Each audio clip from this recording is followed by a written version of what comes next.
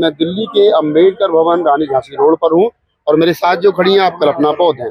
कल्पना बौद्ध ने पूरे देश में जन जागरण का काम कर रखा है और इनका जो उद्देश्य है जन जागरण का वो है शंगोल हटाओ लोकतंत्र बचाओ। शंगोल से लोगों को दिक्कत है और दूसरी तरफ बीजेपी और आरएसएस के जो लोग हैं वो ये कह रहे हैं कि शंगोल जो है वो लोकतंत्र में इसलिए स्थापित किया गया ताकि लोगों को अपनी संस्कृति से जुड़ाव महसूस हो।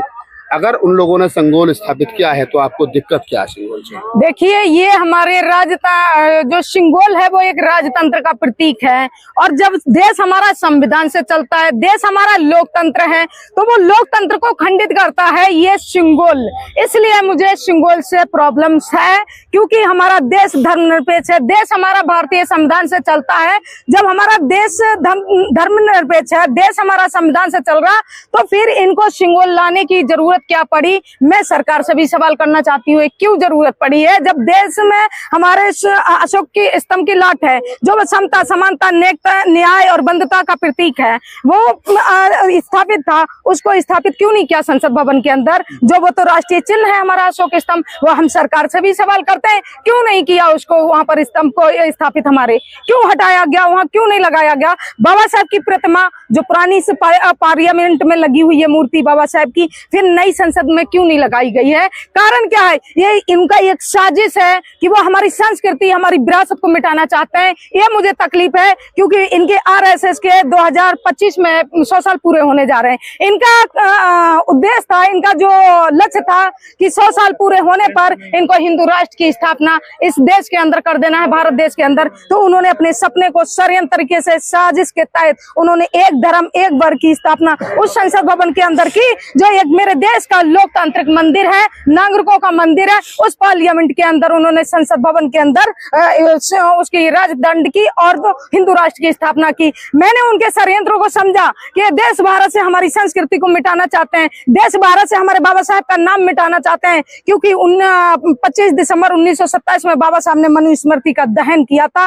वो उसी का बदला लेने के लिए बाबा साहब की प्रतिमा को संसद में नहीं लगाया। ये सारे षड्यंत्र को देखते हुए मुझे लगा कि मुझे मेरे देश भारत को, मेरे संविधान को, मेरे लोकतंत्र की जरूरत है, क्योंकि जो एमपी एमएलए बैठे हुए हैं वो दुश्मन के पल्लू में जाकर के बैठ गए हैं और अपनी कलम के द्वारा मेरे आने वाली पीढ़ी के अधिकारों को नष्ट करने का काम कर रहे हैं। आज मेरी जरूरत है, अगर आज मैं नहीं जागी तो और बहन बेटियां वो अपने हक अधिकारों के लिए निकल के घर से बाहर नहीं आ पाएंगी। मेरी अगर जान जाती है, मेरी लाखों करोड़ों अगर बहुजन समाज, हमारे देशवासी बच जाते हैं, मैं खुशी खुशी कुर्बान होंगी और इनके हाथों नहीं झुकूंगी, इनके कदमों में नहीं झुकूंगी, फांसी पर चढ़ जाऊंगी, लेकिन इनसे हम समझौता नहीं करेंगे। अब हम अपने हक अधिकारों के लिए लड़ाई लड़ेंगे। इसलिए मैंने कारवा उठाया और 28 मई का दिन है और आज का दिन है। 20 स्टेट और 65 जिले कवर करके आज मैं अंबेडकर की धरती और दिल्ली में पहुंची हूँ। 29 अक्टूबर को मेरा दिल्ली जंतर मंतर में मेरी यही मांगों को लेकर के धरना प्रदर्शन भी रखा हुआ है। आप कह रहे हैं कि शंगोल के लिए आपने जो सारा बताया कि इतने डिस्ट्रिक्ट, इतने ये थे, हाँ। आप घूम करके आए हो।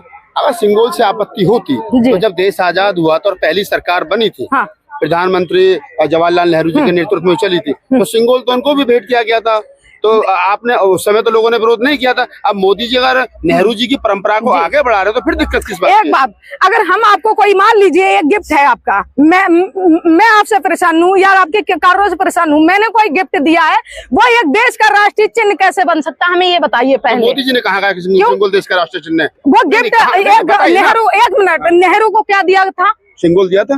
वो क्या था? गिफ्ट था। हाँ। गिफ्ट के रूप में अगर दिया है, वो लोकतंत्र के संवैधानिक रूप से उसका क्या जरूरत पड़ी थी? फिर अगर वो राष्ट्रीय चिन्ह था, जिस टाइम हमारा भारतीय संविधान लिखा जा रहा था, बाबा साहब ने जब संविधान लिख रहे थे और जब हमारे देश को राष्ट्रीय चिन्ह की जरूरत पड़ी, तो फिर उस टाइम पर शंगोल की को क्यों नहीं लाया गया? क्योंकि इनको पता था, इन मनुवादियों को, ये षड्यंत्रकारी लोगों को ये पता था कि अंबेडकर पढ़ा लिखा है, विदेश से पढ़ के आया, 32 डिग्रियां हैं और एक लॉयर है। इसके सामने अगर शंगोल की बात करेंगे तो ये शंगोल बिल्कुल स्थापित नहीं होने देंगे और इसको राष्ट्रीय चिन्ह की मान्यता नहीं देंगे। जिस तरीके से मनुस्मृति को जला के ध्वस्त कर दिया और उन्होंने समता, समानता, एकता और न्याय और अधिकारों के लिए जो संविधान की रचयिता बाबा साहब हमारे हैं, उसकी उन्होंने जो स्थापना की है, जो निर्माण किया है, तो उस टाइम क्यों नहीं उन्होंने लगाया? उस टाइम पर भी अगर वो चिन्ह दे सकते थे ना। आप मेरे सवाल को नहीं समझ रहे। मेरा कहने का मतलब ये है कि जब पंडित जवाहरलाल नेहरू को शंगोल दिया गया तो उस समय लोगों को आपत्ति नहीं थी।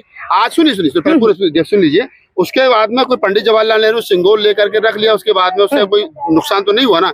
अगर आजादी के 72-74 साल के बाद में सिंगोल दोबारा दिया जा रहा है नई संसद भवन में, नई आशाओं के साथ में देश आगे बढ़ रहा है, तो वो ना तो अशोक स्तंभ हटाया गया, ना अशोक चक्र हटाया गया, ना तिरंगा बदला गया, तो सिंगोल पे इतना हाय हुल्लड़ क्यों मचाया जा रहा है? क्योंकि वो एक राजदंड का प्रतीक है। वो चोल साम्राज्य के राजाओं के समय का है, जिस टाइम पर पुष्पशुंग मित्र ने हमारे बौद्धों की हत्या की और षड्यंत्र तरीके से जब हमारे देश पे आक्रमण किया था, उस समय का ये सिंगोल है।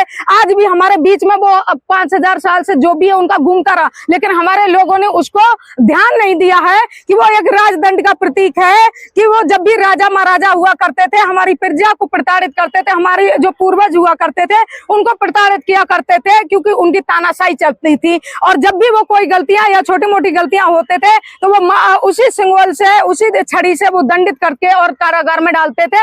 वो दंड है, और वो इसलिए उन्होंने उस समय स्थापित नहीं किया जब हमारे देश को एक राष्ट्रीय चिन्ह की जरूरत पड़ी, क्योंकि वो बाबा साहब से डरते थे। और जब वो बाबा साहब ने मनुस्मृति जलाई थी, तब गांधी ने ये बात बोली थी कि जब नेहरू बोले कि मनुस्मृति उसने अंबेडकर ने जला दी है और आप कुछ बोल नहीं रहे हैं, गांधी क्यों? तो गांधी ने बोला कि वो इतना पढ़ा लिखा है और लॉयर है, अगर उसके सामने कोई भी आवाज उठाएंगे, क्योंकि ये जो मनु का विधान है वो रूढ़िवादी परंपराओं से, जाति धर्म छुआछूत से भरा पड़ा है, अगर इस चीज को अगर आप अभी उठाएंगे तो वो तुम्हारे इसको भी ध्वस्त कर देगा, जो आपका रामायण ग्रंथ भी है। इसलिए वहां पर भी उन्होंने नहीं बोला, और इसीलिए उन्होंने उस टाइम पर एक केरल के संग्रहालय में जो भी 2500-5000 से ये रखे रहे, इन्होंने नहीं उसको स्थापित किया, क्योंकि उस टाइम बाबा साहेब थे और बाबा साहब बहुजनों की और शूद्रों की, अपने अछूतों के लिए वो हक अधिकारों की लड़ाई लड़ रहे थे।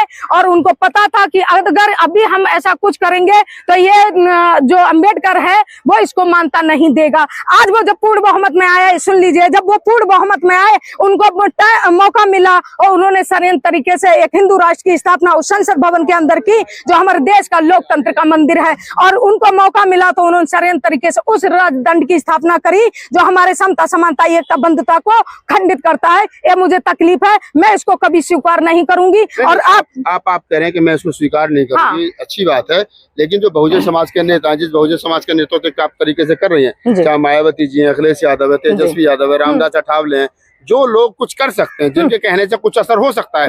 अब आपके करने से कितना असर होगा नहीं होगा ये मुझे नहीं पता, लेकिन जो लोग कर सकते हैं वो तो खामोश है, वो तो बोल नहीं रहे, तो फिर आप क्यों खामोश कर रहे हो दूसरों के? अब देखिए, ये देश भारत 1947 से पहले, आज हमारे नेताओं की आप बात करते हैं, इनके जैसे कुत्ते के पट्टा डाल देते हैं गले में, ये पट्टा डाले बैठे हैं, ये नेता नहीं है, हमारे बहुजन समाज के दुश्मन है। मायावती जी को गाली दे रही हैं? नहीं, बिल्कुल नहीं। मायावती हम एमपी एमएलए कर रहे, वो एक राष्ट्रीय नेता है, वो हमारी लीडर हैं, उनके बारे में आप गलत नहीं बोल सकते। बेशक नहीं बोल रही, उनकी जो भी मजबूरी या परेशानी मैं उन पर नहीं जाऊंगी, और उनके प्रति मैं सुन भी नहीं सकती गलत, अगर उनके प्रति कोई भी गलत बोलेगा, क्योंकि मैं एमपी एमएलए के विधायकों की बात कर रहे हैं जो भाजपा की गोद में बैठे, मैं उनको गालियां दे रही हूँ। चलिए लास्ट सवाल ले लेते हैं आपसे, अगर सरकार सिंगोल को नहीं हटाती है और आपकी बात का कोई असर नहीं होता है, तो कल्पना बौद्ध का अगला कदम क्या होगा? जेल भरा आंदोलन कल्पना बौद्ध करेगी, हमारा आंदोलन फिर भी जारी रहेगा। 29 अक्टूबर को दिल्ली जंतर मंतर पर धरना प्रदर्शन है और उसके बाद भी हमारा ये आंदोलन जारी रहेगा, अगर सरकार ने मेरी बात को नहीं माना। तो आप तो कल्पना बौद्ध थी, सोशल एक्टिविस्ट हैं, लंबे समय से समाज में काम कर रही हैं। हमने आज उनसे बातचीत करी और बातचीत का उद्देश्य यही था, सिंगोल एक बड़ा मुद्दा है, लोकतंत्र में क्या राजतंत्र होना चाहिए, ये जो लोग हैं इन्होंने क्यों स्थापित किया, क्या इनकी मंशा है, उन्होंने जो कहा आप उनकी बात से कितने सहमत है। अगर आप उनकी बात से सहमत है तो आप अपनी प्रतिक्रिया दीजिए और हम कोशिश करेंगे कि फिर इनसे कोई सवाल किया जाए। जय भीम।